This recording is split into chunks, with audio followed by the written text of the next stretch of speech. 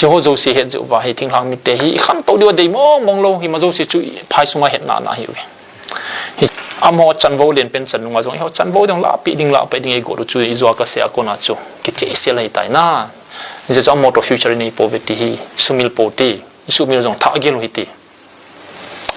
dễ chun tu ni khoi hi ti này cổ tao về số bị họ để tốt bung ngang giống chief minister khan hi wangin public forum a jungle sei tiu ve tu ni kho a ama to ki housing hon jong ama min ma chenang jungle na hi ki he no ve nai da ma thum khapoi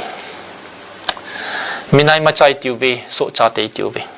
ipu pa te khanga jong tui cha jong ki don thei lo he tui don na jong in swa jong lu sa ji lo thu ki he in yung khan to de ne khadi ki bop thei mai mai jong la lung ge lo wang chue ho he tham pha the jong e gel lo he ti sumil pote illegal immigrants tiu vein narco terrorists tiu vein mitops jan hi jong chuna seu vein jan hi jong chun haumi federation hon ban bol ho agatil ho ke do vein na satani ho ve da na thu seu vein simi ho hi gam nei lo hi ve mitops kiti hina foreigners refugees ti nai chuting le kokomis kitin jong ga lei bol den ove izoma main klo yin fala kon ho hongin koi jan hi sei pong katin ya hoding athil pha I macha agel di poverty hi first hand information kamuna lai hi tu hen am hon e vet daw ven nasata in e mushit jingoven itabang mi mo to chuni ho cheng khom the hi pove imi sa teu chunga achon bal naw isu mil deu ham isu mil theu ham tuni khoin kingol sa theu ham taptas kitipa jayanta kit kumar lasathim pa khun ei ho het song mong mong hi la som ni wala sem do ta chichu achapang teu na sa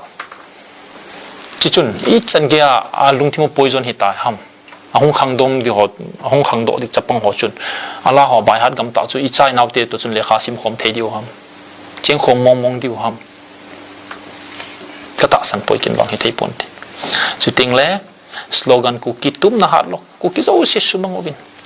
tharo vin ti hi kon sada bol na wa zong asau lamova hi cho zo se asu mil zu hinam cho loi toin hoi chen thei ki diu hinam sei ni tam piu min them khat ka hin sei do ya je chu sumil kha hi tiu ve zo le khep lai nom kha hi tiu ve din mu hi so pite ho separate administration he alo thei lo he